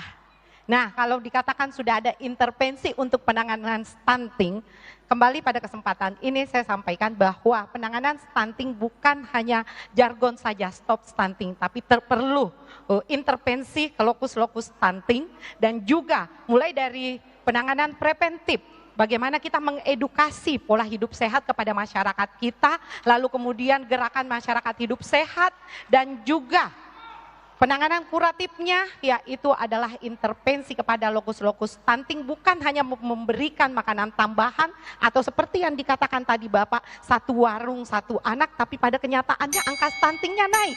Nah, yang utama adalah kita berikan pendampingan untuk penanganan stunting sampai anak kita keluar dari zona stunting. Baik, terima kasih. Langsung saja paslon nomor 1 menanggapi, durasinya 60 detik. Ibu Fatma yang saya selalu rindukan. Justru inilah kenapa saya cerita tadi dapat penghargaan. Karena kita dinilai dari semua sistem penanganan stunting yang lengkap. Karena kita menangani dengan lengkap, semua ekosistem jalan. Mulai dari ibu-ibu, mulai kawin saja. Mulai dia calon pengantin, itu mulai dididik. Kemudian pendampingan 1000 hari kelahiran pertama, itu kami lakukan semua. Ternyata dalam samplingnya kemarin, karena semua turun, aneh. Kalau kita tahu statistik, maka akan ada keanehan. Jadi betul yang beliau sampaikan, ini aneh. Karena semua turun, kenapa tiba-tiba yang 1 poin ini naik? Ternyata pada saat mengambil sampling, samplingnya tidak merata. Makanya kami komplain, dibawa komplain ini. Dibawa komplain. Dan tim dari nasional sudah datang menyampaikan akan mengoreksi kembali stunting di Kota Makassar. Baik, terima kasih. Dan berikutnya di segmen 5 masih di debat paslon. Masih bersama dalam debat publik Provinsi Sulawesi Selatan. Aturan mainnya masih sama, tetapi mohon diperhatikan kepada pasangan calon untuk tidak menggunakan istilah asing dan singkatan tanpa penjelasan. Langsung saja kita mulai. Kami persilahkan kepada paslon nomor urut 1 untuk bertanya kepada paslon nomor urut 2, waktunya 60 detik. Yang tentunya saya hormati Pak Andi Sudirman dan Ibu Fatma. Salah satu persoalan yang saya kira kita malu dengan kedudukan itu adalah perkawinan usia dini. Sulawesi Selatan adalah yang termasuk yang tertinggi. Saya tidak mau menyalahkan Pak Andi Sudirman Sulaiman karena ini menyangkut hal yang begitu panjang. Tapi kenapa Bapak tidak menandatangani tentang komitmen perkawinan usia dini ini? Saya kira itu, Mbak. Cukup? Baik. Silakan paslon 2 untuk menjawab. Durasi menjawab 120 detik. Baik. Mungkin paslon 01 harus membaca pergub kami nomor 31 tahun 2021 kalau tidak salah. Di situ tentang bagaimana pencegahan pernikahan dini dan pernikahan anak. Di situ ada lahir. Artinya apa? Ini kan sebenarnya nilainya kumulatif dari semua kabupaten kota yang harus kita intervensi secara meluas. Termasuk di dalamnya kota, termasuk di dalamnya kabupaten. Karena yang bersentuhan langsung dengan masyarakatnya harus disadari. Gubernur melalui perpanjangan tangan oleh wali kota dan bupati. Sehingga praktis bahwa yang bertanggung jawab sebenarnya secara lusuh adalah secara garis koordinasi nih. Saya tidak mau bilang membebankan kepada bupati wali kota saya waktu itu. Tapi pada prinsipnya bahwa memang ini adalah tahapan yang kita harus lewati semuanya. Kita sudah membuatkan aturan mainnya, kita sudah melakukan intervensi-intervensi, bagaimana edukasi, bagaimana pemberdayaan perempuan kami selalu turun. Dan setiap ada kejadian responsif yang kami lakukan selalu cepat dan tepat ke lokasi. Artinya apa? Ini telah dilaksanakan, tetapi memang butuh supporting dari semua termasuk kabupaten kota dan masyarakat. Karena kenapa? Ini tidak langsung berada dalam satu koordinasi kewenangan saja, tapi ini adalah lintas kewenangan yang berinteraksi langsung dengan masyarakat. Yang persoalan perkawinan adalah yang lebih cepat, paling dekat adalah bagaimana kita berkoordinasi lebih langsung ke bawah. Cukup? Itu saja, terima kasih. Baik, silakan paslon nomor 1 menanggapi. Ya, walaupun memang otorisasi ini ada di kabupaten kota, tapi secara kolektif Sulawesi Selatan itu adalah provinsi, ini adalah koordinatornya, sehingga tentu pendidikan bagi masyarakat itu begitu penting, karena perkawinan usia dini itu mengandung banyak sekali risiko, termasuk bagaimana risiko stunting bagi anak-anaknya, kesiapan biologis bagi ibunya, dan kesiapan mental bagi anak-anak kita yang terutama perempuan. Nah, sehingga saya kira perlu keterpaduan. Nah, yang saya tanya adalah keterpaduan. Saya tidak bermaksud menyalahkan beliau karena ini adalah bagian yang cukup panjang, tapi saya ingin melihat apa polisi atau kebijakan untuk bagaimana secara strong leadership kabupaten kota harus taat dengan pencegahan perkawinan usia dini. Baik, silakan paslon nomor urut 2 untuk menanggapi kembali. Persoalan perkawinan anak usia dini. Kalau kita lihat bahwa tentu kedepannya kalau tadi sudah ada pergubnya dan strategi daerah untuk penanganan perkawinan anak, tentu beberapa daerah yang sudah menerapkan, komitmen kami ke depannya dipastikan bahwa 24 kabupaten kota punya strategi untuk pencegahan pernikahan anak di usia dini. Lalu kemudian tentu sosialisasi, edukasi, dan penyadaran kepada orang tua dan kemudian juga penegakan aturan hukum kepada imam desa, kelurahan, dan juga KUA untuk bagaimana tidak memberi izin sehingga tidak terjadi pernikahan anak usia dini. Terima kasih. Masih ada waktu cukup? 12 detik lagi. Makanya salah satu beliau hadir di sini, paling tidak kalau Ibu Fatma perempuan lebih paham lah nanti ke depan untuk memberikan diskusi dan koordinasi. Baik, terima kasih. Sekarang kami persilakan paslon nomor urut 2 bertanya kepada paslon nomor urut 1. Waktunya 60 detik.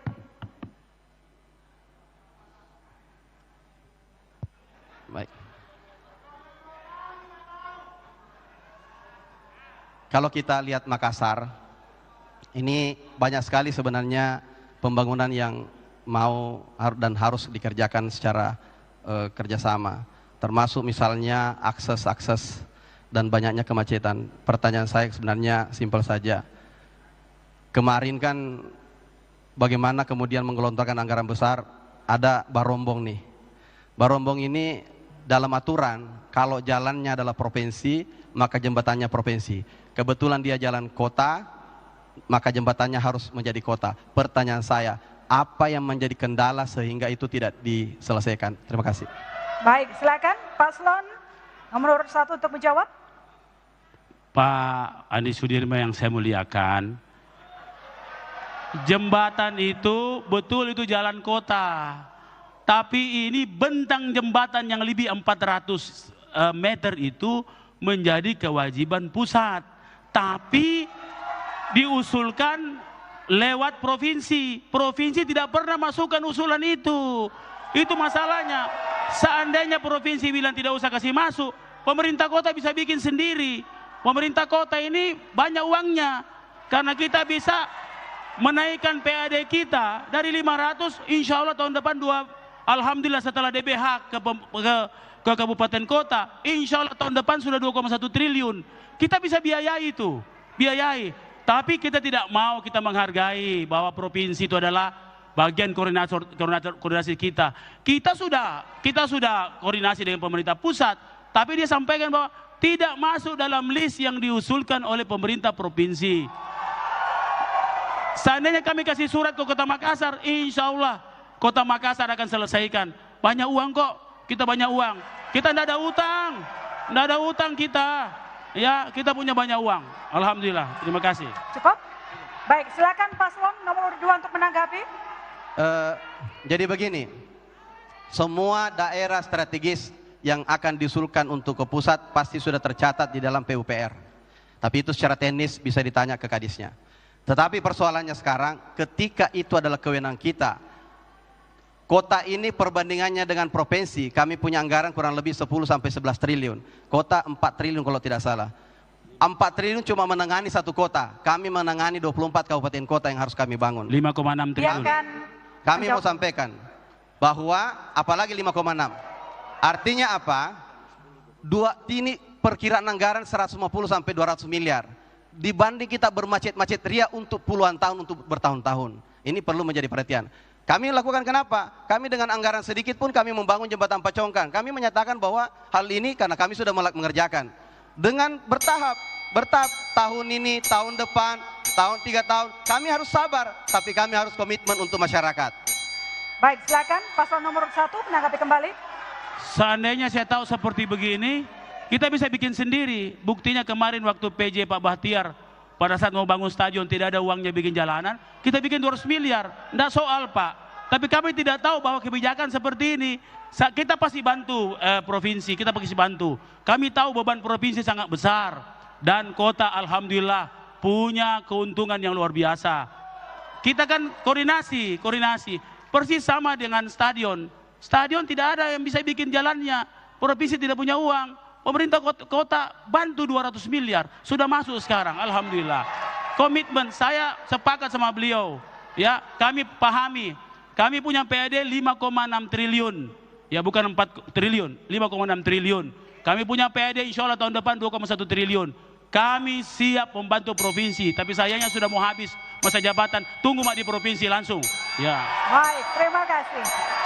Sekarang kami persilahkan kepada paslon nomor urut 1 untuk bertanya kepada paslon nomor urut 2, waktunya 60 detik.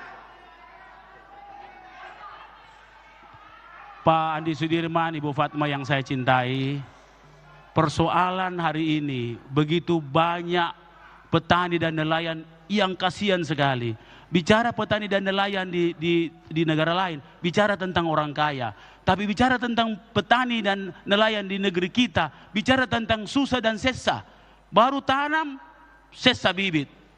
Habis itu sesa pupuk. Habis itu sesa air. Habis itu sesa pompa. Habis itu setelah panen Bapak Ibu sekalian, harga turun. Kami berdua kita akan membuat namanya government of taker. Kita akan membeli semua produk petani, kita akan bantu petani sistem pengelolaan lahan, alat berat per kecamatan kita siapkan untuk pencetakan sawah, kita intervensi pupuk dan bibit. Saya minta tanggapannya seperti itu. Kenapa tidak dari dulu seperti itu di Sulawesi Selatan? Ya. Baik, terima kasih. Waktunya untuk menjawab paslon 2, silakan. Baik, mungkin karena beliau pasangan 01 ini di kota ya, mungkin belum pernah melihat bagaimana masyarakat petani menghadapi siasat real. Realnya dengan kondisi kita pemerintah provinsi ketika kami 2023-2022 kami pernah memecahkan rekor bersama petani tentu dan kabupaten kota, itu tertinggi produksi beras nasional 2022. Sehingga saya mendapatkan penghargaan dalam waktu 3 bulan Adikarya dan Wirakarya dari Bapak Presiden sebagai surplus tertinggi 2 juta lebih di Sulawesi Selatan. Apa yang kami lakukan? Kita tidak mendapatkan penghargaan secara begitu saja. Kita mengintervensi pertama provinsi membangun dan memproduksi bibit mandiri, namanya Mandiri Andalan. Dan itu bibit diserahkan untuk 100.000 hektar sawah. Dan BPS menyatakan kemarin waktu kami turun sama-sama mengecek, kenaikannya 20%. Bibit saja yang kita berikan ini, benih saja kita berikan ke masyarakat ini sudah menjadi karya nyata untuk mereka semua. Bukan persoalan yang kita kemudian menyampaikan narasi-narasi yang tidak akan sampai ke sana. Kita harus memberikan bagaimana yang realistis, bukan sesuatu janji yang optimistik. Karena kenapa? Kita memiliki 1 juta hektar lebih sawah. Kami membangun puluhan ribu irigasi. Kami membangun dari hulu sampai hilir. Dan bahkan terakhir waktu kami surplus besar-besaran 2022 beras, kami melakukan mobilisasi nasional untuk perdagangan lintas kabupaten ke provinsi lain. Artinya apa? Produksi membludak, tapi tentu ada namanya hukum ekonomi. Supply and demand itu selalu. Bagaimana beli, produksi selalu terjadi itu. Itu yang harus kita kontrol. Pada prinsipnya bahwa apa yang kita sampaikan adalah realistic plan, adalah perencanaan yang sesuai dengan apa yang kemudian realita ke depan. Bukan optimistik, sesuatu yang janji kemudian agak berat untuk kemudian kita lakukan. Baik, terima kasih. Silakan paslon nomor 1 untuk menanggapi. Saya sudah keliling seluruh Sulawesi Selatan. Saya sudah keliling seluruh Sulawesi Selatan. Petani menjerit, Bapak Ibu sekalian. Kalau dibilang tadi ada kenaikan, jelas sekali di statistik mengatakan luas panen padi 2023 mencapai 0,97 juta hektar mengalami penurunan 70,29 ribu hektar atau 6,77% dibandingkan luas panen pada saat 2022. Begitupun gabah kering giling mengalami penurunan 483,78 ribu ton. Di statistik ngomong begitu, di daerah, di lapangan, di sawah-sawah mereka semua menjerit. Kami menyampaikan konsep-konsep yang kami miliki. Kami memang kota, tapi alhamdulillah setelah kami keliling Sulawesi Selatan, kami mampu menyerap semua jeritan petani. Insya Allah para petani dan nelayan, tunggu media, insya Allah kita selesaikan itu. Baik, silakan paslon nomor 2 untuk menanggapi. Baik, agak susah kita berdiskusi karena kota tidak punya sawah.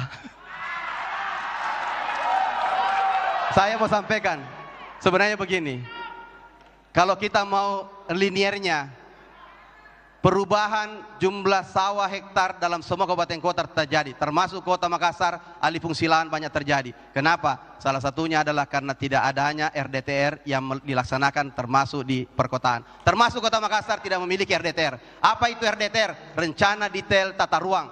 Sehingga akan mengunci semua orang. Tidak boleh bertani bukan pada tempatnya, tidak boleh membangun rumah bukan pada areanya, sehingga tidak terjadi kesembrautan. Saya tahu juga kenapa tidak dikeluarkan RDTR itu, saya tahu juga.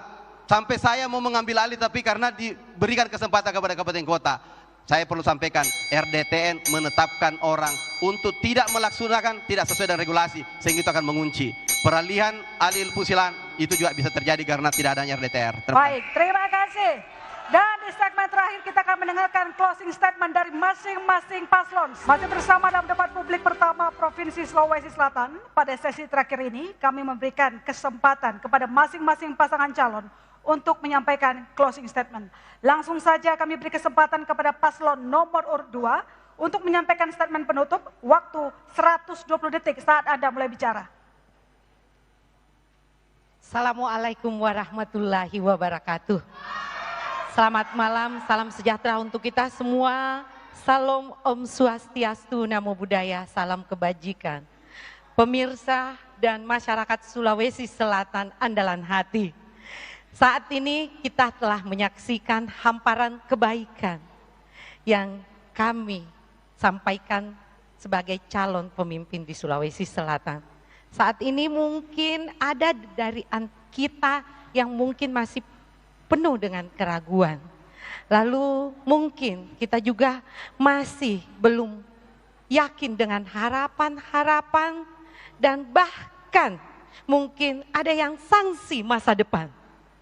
Sulawesi Selatan masih membutuhkan peningkatan kualitas pendidikan, peningkatan akses kesehatan yang memadai, peningkatan keberlanjutan infrastruktur untuk menunjang pertumbuhan ekonomi. Namun yakinlah bahwa pembangunan Sulawesi Selatan yang berkelanjutan membutuhkan figur andalan yang bekerja setulus hati. Karena kerja nyata lebih baik daripada janji-janji belaka. Perjalanan menuju Sulawesi Selatan maju sudah setengah jalan. Hanya ada 2 pilihan. Bersama nahkoda handal atau tenggelam di lautan. Mereka yang lompat keluar dari kapal akan tenggelam. Mereka yang tinggal adalah orang-orang andalan yang akan mencapai tujuan. Untuk kesejahteraan masyarakat Sulawesi Selatan, gunung pun akan kudaki, lautan pun akan kuseberangi. Mari membersamai perjuangan kami menjemput kemenangan pada tanggal 27 November 2024. Nomor 2 saling menguatkan di dalam bilik suara. Terima kasih. Wassalamualaikum warahmatullahi wabarakatuh. Berikutnya kepada paslon nomor 1 menyampaikan statement penutup. Waktunya 120 detik. Pasangan dia mengusung gagasan perubahan nasib tambah baik, bukan kemunduran. Alhamdulillah tadi kita sudah melihat bagaimana perdebatan dan saya kira penilaian di tangan kita semua. Maka dengan itu kepada segenap masyarakat Sulawesi Selatan, izinkan saya menyampaikan terima kasih yang sudah mendengarkan apa yang kami lakukan dari pengalaman dan gagasan yang insya Allah kami sampaikan. Semua yang kesampaikan itu sudah merupakan fakta. Kalau kita lihat di belakang sini, satu fakta lebih baik dari 1000 kata. Satu bukti lebih baik dari 1000 janji. Anuturiolo memang kita punya itu. Maka dengan itu, spesial kepada segenap perawat kebudayaan, Amat Toa di Tanah Toa Kajang, para bisu di Pangkep dan Bone, para tetuah Tanah Karampuang, para uak di Tolotang, para pemangku negeri Botilangi di Toraja, dan seluruh yang telah merawat kearifan tanah Sulawesi Selatan. Saya dan Pak Asar mengaturkan terima kasih, sekaligus menyampaikan bahwa kami, kebudayaan adalah identitas yang harus dirawat dengan kesungguhan hati. Karena Sulsel tak pernah ada tanpa kearifan mereka. Kepada tokoh-tokoh yang meletakkan kebijakan besar dan kemajuan di Sulawesi Selatan, bukan kemunduran dan bukan utang. Pak Ahmad Lamo, Andi Odang, Ahmad Amiruddin, Zainal Basri Palaguna, Bapak Amin Sam, Bapak Sahrul Yassin Limpo, dan Bapak Nurdin Halid yang membuat Nurdin Abdullah, mohon maaf. Terima kasih, kami tegaskan bahwa apa yang telah kami letakkan akan menjadi komitmen kami demi Sulawesi Selatan. Kuri Sumanga Silu Solanasang. Wassalamualaikum warahmatullahi wabarakatuh. Baik, terima kasih. Bapak Ibu, kita berikan tepuk tangan kepada dua pasangan calon. Demikianlah perjumpaan kita dalam debat publik pertama, pemilihan gubernur dan wakil gubernur Provinsi Sulawesi Selatan. Sebelum saya tutup, saya menginformasikan setelah ini Anda akan menyaksikan live report yang akan berlangsung dari posko pemenangan masing-masing pasangan calon gubernur dan wakil gubernur Provinsi Sulawesi Selatan. Saya, My Sister Tarigan, pamit undur diri. Sampai jumpa lagi di debat publik Provinsi Sulawesi Selatan berikutnya.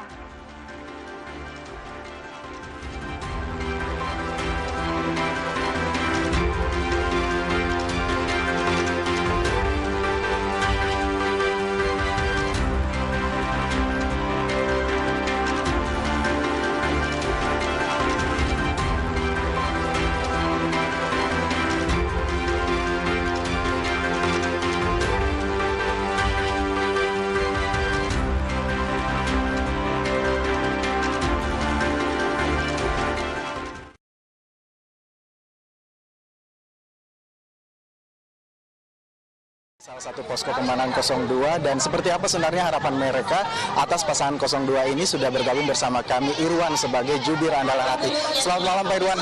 Malam. Apa harapannya untuk pasangan 02 di debat kali ini Pak? Kita berharap sebenarnya ini menjadi sebuah pendidikan politik bagi publik kita, tapi juga sekaligus pertanggungjawaban dari kandidat kita yang merupakan mantan gubernur. 3 tahun beliau membangun dan itu dibuktikan dengan banyaknya prestasi. Anda bisa membuka angka-angka, statistik, data-data tentang pencapaian-pencapaian, dan kita akan mendapatkan data-data yang luar biasa. Hanya 3 tahun tapi pencapaiannya meningkat semua. Makanya tadi ketika paslon lain mengatakan ada data kita turun, memang datanya keliru. Jadi ya sangat kita sayangkan sebenarnya. Dan kita sangat disupport oleh pendukung yang Anda bisa lihat sendiri luar biasa semangatnya, dan ini akan menjadi energi baru bagi kami insya Allah. Oke, baik. Saudara, dan juga di sini masih ramai dan masih menunggu. Tetap saja 02 ini menjadi andalan hati dari tim pemenangan 02 di Kota Makassar.